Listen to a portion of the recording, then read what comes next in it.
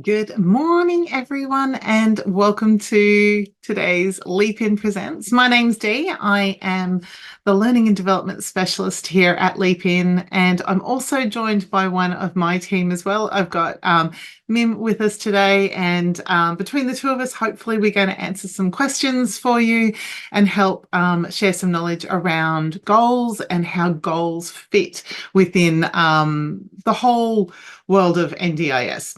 So I fully acknowledge that everybody does have different aspects of where they're at as well in terms of you might be new to NDIS or even about to apply as well, or someone that's got an existing plan. So hopefully today's session is going to give you some really great tips and useful information around understanding how goals work in the whole piece as well. So I'm going to take a moment as well to acknowledge the traditional owners of the land on which we work and live, acknowledging the stories, traditions and living cultures of Aboriginal and Torres Strait Islander peoples on this land, and we commit to building a brighter future together. Just wanted to sort of cover off that our webinars, our Leap In webinars, are for general information. So within our audience here, we will have NDIS participants, we will have family members of participants, we'll have some providers as well as support coordinators. So Leap In is a plan manager.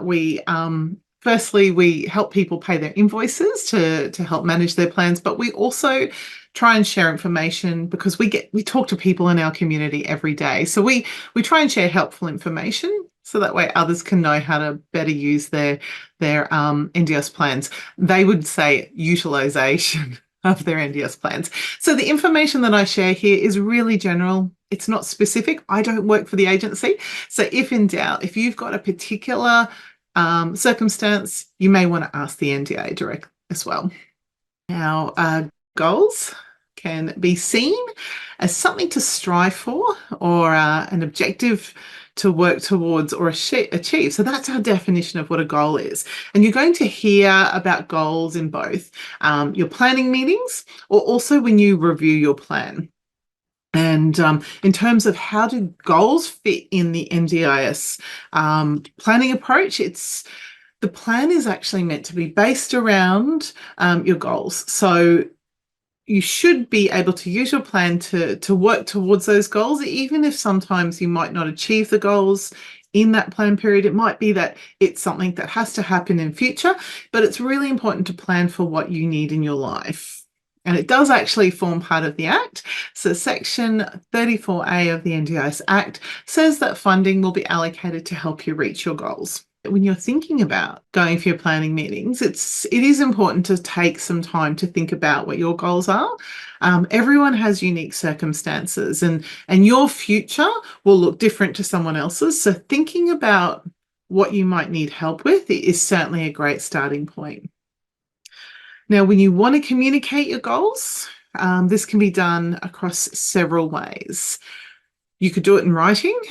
You could send an email or any notes you've prepared. I don't know about you, but I like to write notes as I go, and I usually will store those somewhere that's handy. For me, that's my phone. For others, they might use pen to paper. So if written communication is something that's important to you, keep it in writing. You could, of course, express that verbally during your planning meeting.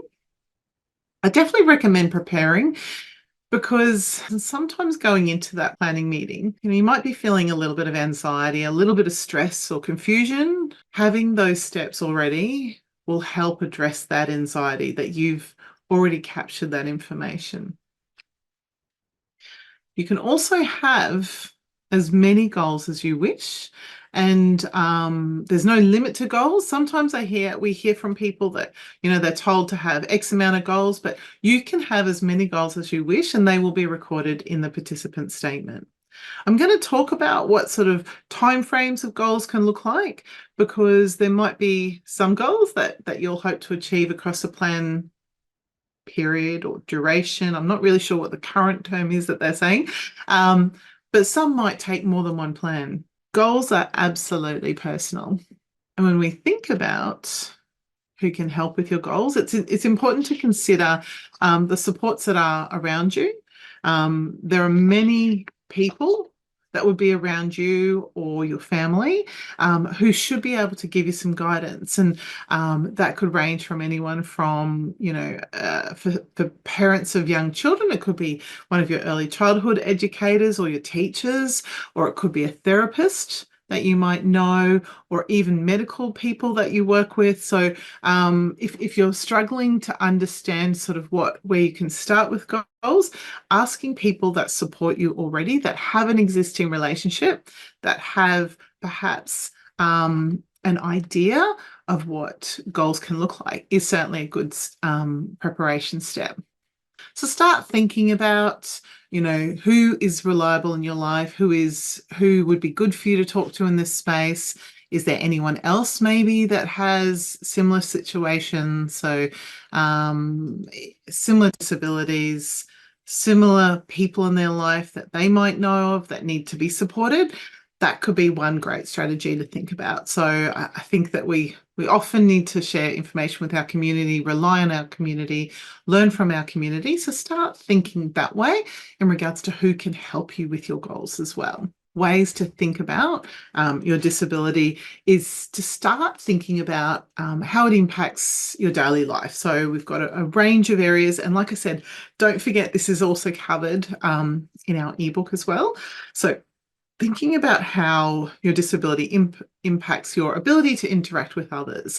And that can include communication. It can include your ability to get around, how you're able to communicate your needs. Do you need support with your daily tasks? Would it be helpful for you to achieve things with some additional support? Is there something that you want to do but you're unable to do? Are you able to see your family and friends? Are you able to do the things that you want to do if you have goals such as employment or study, or everybody has their own unique goals. So is there something that you're thinking that you would like to do, but you haven't been able to do at the moment? That's certainly one option as well. Now, everyone's goals are different. Absolutely. So I look at this image and I can see in my mind so many different milestones. Someone could have a goal around independent traveling on a bus. Sounds simple, but it requires understanding bus timetables and being able to prepare ourselves to be there on time and being able to have the right currency. Like, in Queensland, we have a Go card, and I think in different states, they're all called different things. So making sure you have that type of card available, that you've got money there, that you know how to budget and prepare for these things, let alone on the bus and being aware of, movement and how to get off the bus and how to get from where you need to go. Other people might have goals around dining, and that could be anything from fine motor skills and having to just being able to eat with cutlery, or even use assistive technology to help with modified cutlery if needed, or increasing someone's diet if food intake is restricted because of their disability, right through to being able to enjoy, dining with someone else and connecting to their community and socializing and experiencing that type of experience. And I touched on before, even things like study. And some of my other Leap In presents, I talk about how the NDIS can support people towards things like study or post-school options. So keep an eye for that one as well. But everyone's goals are different. We're all unique individuals. So thinking about what your goals are, or the person that you support, their goals. Thinking about goals is really big picture. It's thinking about, becoming more independent is a great way to look at it, or maybe finding a job. Exploring the world of work and finding a job that works for me, learning new skills, enrolling in education, or becoming more active in your community, improving relationships and making new friends. These are all wonderful goals. Now, I'm also going to take a moment to think about children's goals, because I know that in our Leap In Presents today, we've got people that are supporting children. Would we start involving the person in their goals? When we talk about children, sometimes it's hard to identify or think about what your child needs support with. You could start with, how does my child play and move around? And are they able to do things to take care of themselves? Are they able to socialize with other children, or again, communicate what they want? So it doesn't matter whether we're an adult or a child. It's that same sort of parameters around, I guess, being self-determining or being able to make choices as well for ourselves if we can do it. So here's some example for children's goals. It could be getting dressed in the morning, executive functioning. Gross motor skills can often impact our ability to get dressed, being able to make right choices. And when I say right choices, like if today was a school day, knowing that today is a school uniform day, that we're choosing clothing that's going to protect our body, it's going to suit the weather. Shoes can be really tricky for lots of disabled people. Sometimes even simple, what is perceived as a simple task is tying shoelaces. Shoelaces can be terribly complex. But there's great alternatives. There's alternatives which can see zips and Velcro and different ties and all sorts of things. So the person can still get dressed independently, but maybe need some support around AT or some items that would help. Going to the toilet. Sometimes there can be continence issues. So it could be a goal around working around using the toilet safely as it should be. Eating, food goals. It could range from just fine motor, like sometimes children have delays in being able to hold a pencil, let alone hold cutlery or cut their meals. There can be dietary impacts as well that could affect someone's disability. So think about how your child eats, how they use their toilet, how they get dressed. Are they able to organise themselves in the day? So sometimes some disabilities can impact all of these things. I do a lot of work in the autism community outside of my work here. And I could tell you that a lot of autistic children might find that there's lots of these areas that are impacting every day. Again, who could I ask in regards to developing my child's goals? It could be that early educator. It could be my GP, anyone who's got an interest in childhood development. So that can include a paediatrician. And I fully recognise that for parents of disabled children, we have a lot more specialists and paediatricians in our lives than typical children. Any therapists that you work with, teachers at school, and absolutely your child, if they're able to communicate, we can ask them for their voice as to what they would like to do. So when we look at things such as goals around independence, if we say someone's goal was to become independent, but we could also break that right down. So that could include being able to unpack the school bag at the end of the day, make lunch for the day in the morning, get dressed without prompting and help, and being able to put their shoes on. So that's 4 great steps, but we might need some help to reach those goals as well. Now, I want to also acknowledge that as we approach goals, there can be different approaches to goals. One way that you might look at it might include things like milestones. So I think there's really key milestones in our life, starting preschool, attending school, leaving school, and so on. So that could be one method. Like, there is a different goal to be achieved when we're starting preschool, when we're starting primary school, when we're going to high school, when we're moving on from high school. That could be something that helps paint that picture for you. So now we're going to look at goals as well for adults and not just children, because I know that we've got lots of family members here, like I said, who are supporting children. But let's share, and I'm going to jump in. I've got a story here. Time we're listening to adults. So this might be helpful if you support an adult in your life. Thinking about goals is very difficult. And I mean, goals don't mean like I want to be, an astronaut or something. It's more like, it could be like I want to get out of bed in the morning, or I need have a shower, or go to the shops. It can be something small and you can build up. I think for me, I had no idea how to make a goal. I was so used to living day to day. I didn't believe I had a future.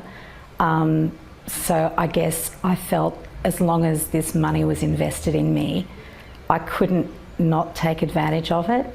So my goals at the moment are getting a dog, and under that getting a dog, of course, is getting my house organised and getting my fitness up and being able to manage my life so I can actually include a dog into my life. In the beginning, my goals were very different to what they are now. So I've got some very specific goals now, which are around getting fit. And also, I was going to go to university this year. And so I'd arranged for one of the support workers to help me just get organised for university because it's been so long. I'm working on my goal to go to Florida. That's just my main goal at the moment, and then maybe later on I'll travel up around Australia a bit when I've got enough money. My goals is I've done level 1 and level 2 commercial cookery, and I still got 18 months to complete it.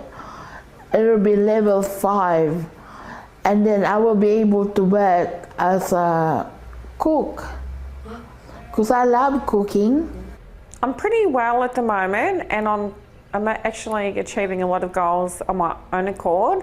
Goals I would like to achieve through NDIS, or needs would like to be covered, is my learning. I'd like to do future learning, but what I find is after the last time I was unwell, it's really affected my ability to retain information. So I'd like supports to help me with that and help with my memory. When Daniel became unwell, he's lost all of those skills. So, shampooing his hair, putting deodorant on, just the simple things he has to be prompted and reminded to do. We're just only got small goals at this stage, but it's already making a difference in his life. So I'm really, really happy. I'm glad that the NDIA helped me. It's also helped me emotionally. It makes me feel I'm special.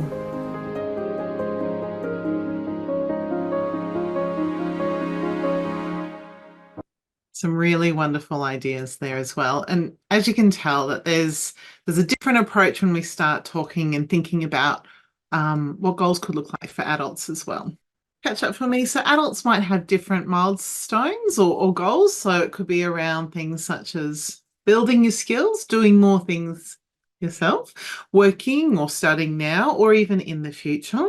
I love the story there about the lady that was talking about they want to have a dog, but there's actually steps that they need in order to achieve that goal. Doing social and recreation activities, either now or in the future, and building friendships, connecting with your family. So sometimes what you're going to hear about in the end is the NDS meetings is they might talk about things like goals are short term, medium term, longer term. I never seem to know what those medium terms are. So short term goals are usually going to be defined as something that you hope to achieve over the plan period. So if your plan is for 12 months or 2 years, a short term goal hopefully is something that you'll be able to achieve.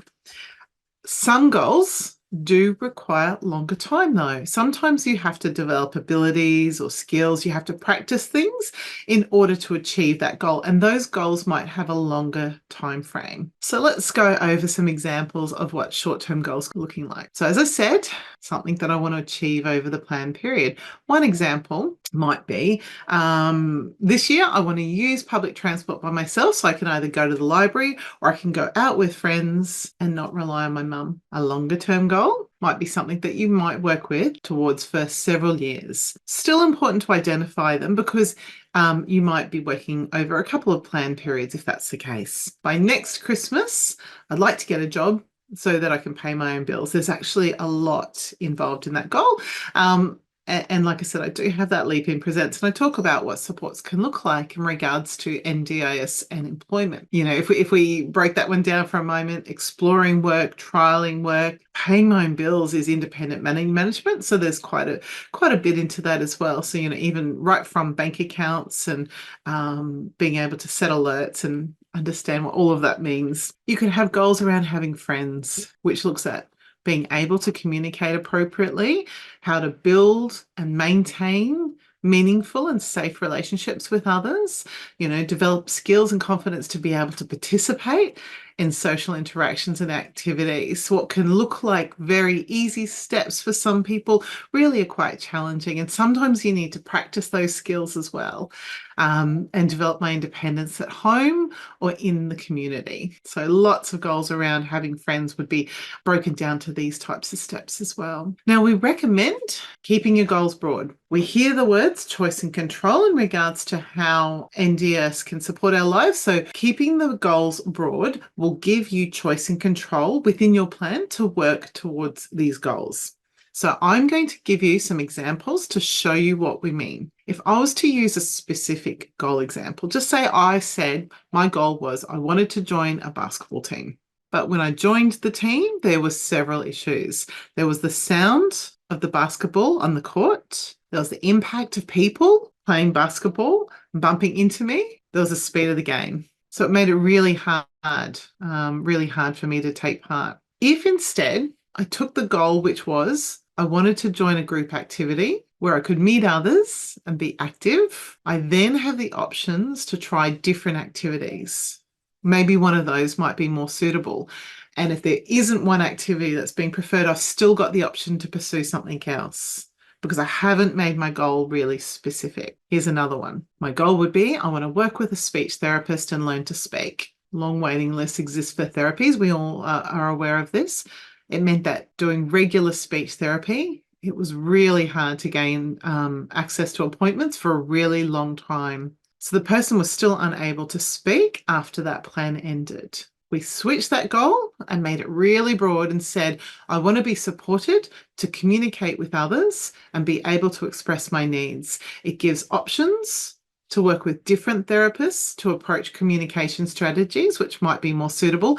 And importantly, if that person is still unable to speak, it gives the option to explore alternative augmentative communication and assistive technology to assist. So communication's not just speaking. We've taken that and we've made it about communication, which is essentially what the goal was around. So when we think about goals, your goals will change over time. So as you achieve your goals, you're going to find as well that you have new goals as well. So goals can be unlocked. You might tick that one off, and then that might just start an interest in that longer term vision as well. By starting to use your NDIS plan, you may become aware of new supports that are available that might fulfill a newly discovered need as well. So now I'm getting to the end of my official content. So I'm really keen to hear from you. If you would like to use the chat now and share perhaps if you have any other questions around how you could approach goals or anything else that I haven't explained so far. So just going to see if I can see any comments coming through. We always do invite in our Leap In webinars that we do have some interactions. So if there's further questions, like I said, I am going to point you again as well to our website. So jumping on to leapin.com.au underneath the Knowledge Centre. I always recommend, if you're not already receiving our e-news, the first link here is where we share information about what's happening with the community. So we have got information here, funnily enough, about goal setting for teenagers and young adults. We've got stories of different members of our community as well. So you can scroll through there. And if you're not receiving the update, don't forget that you can sign up over here on the right. But I strongly suggest if goals are something that you're thinking about, maybe you're doing some preparation for your planning meeting, either your first planning meeting or your reassessments, jump onto the ebooks and e-magazines that we have and download our free goal setting practical guide. It has many more stories and examples. I've summarized just a few today, which has hopefully helped explain different strategies. So looking at milestones, looking at what would be typical at this age for the person that you're creating the goal for, I think make your goals broad to give you flexibility. Don't keep it specific. Hopefully that basketball story has highlighted some examples of that as well. So I'm just going to see here, there's a great question. It's not a silly question at all. Are goals meant to be achieved, or is it okay to be progressing towards them longer than the duration of your plan? Absolutely. Your goals are your goals. I have seen in the past some planners will ask for a combination of short goals, medium goals, longer goals. It's okay to have longer goals. If your goals are all longer goals, like if my goal, and employment is probably a goal I can think of that's fairly easy, that if I wanted to achieve employment, I might need to do a lot of work towards that. That might be something that I could get next year, particularly if I was a school leaver or I was about to be a school leaver. So I might be starting to plan then around what happens to me after school, how I can get ready, how I can understand the world of work, get myself organized, traveling independently, present communication, present things like resumes, work with employment supports, maybe try some work experience, hopefully be supported to open a door that way. It absolutely is okay that your goal is longer than your plan. Everyone's goal is unique. Yeah. Yeah. Great question. Thanks for asking. I can just see there was a question here. Just wondering, if you do not achieve a short-term goal, is there a risk that NDIS will change your funding in the next plan? So if my goal was a short-term goal, for example, to be supported in, I'm trying to think, maybe my goal, I can equate it to a child pretty easily. A short-term goal might have been to achieve continence during the day. Maybe I had some delays in continence, so my goal was to do that this year. So as part of that, I could show that how I've progressed. Now, sometimes it's really hard to get through to the right specialist or the person that you're supporting, whether it's yourself or your child. So if we say a child may not work well with that therapist. So when I think about achieving continence, I'm going to be working with either a physio or a nurse, like someone who's a continence specialist. They're probably going to do an assessment to understand where that person is at. And we're probably going to need to study what's happening. There might be some technology that's recommended to help achieve that. There might be some consumables. I might not get it. Sometimes things happen on their own pathway. So I've known of children who've achieved daytime continence working with the therapist, but after time. So it might have taken over the 12 months of the plan, we're still working towards the goal, or sometimes even the goals change. But let's just say at the end of the 12 months, they weren't continent. I wouldn't expect to lose funding around that support, because you're still going to need continence to be achieved if that was the original goal, or you'll have to be supported with other things. So no, not achieving your goal should not expect to see the plan impacted, as long as you show that you had the plan and this was your goal and you tried to work towards it. That seems reasonable to me. So I've got a few more questions. If goals are broad, should we then suggest solutions or leave that to the NDIA? And that's where I think take that time beforehand. Don't worry about providing the solution to the goal. They will think of that, because you can just say, this is my goal. My goal is to, I can think of a goal of somebody who's really finds it hard to socialize and connect with others. Their goal might be to build a social network or build connections to others. They can then talk to you about the solutions, and some of those solutions they might talk about might be NDIS solutions, so ways that the NDIS can support you, and they might even start connecting you to non-NDIS supports. We hear from our minister about the NDIS is not meant to be the only support in the ocean.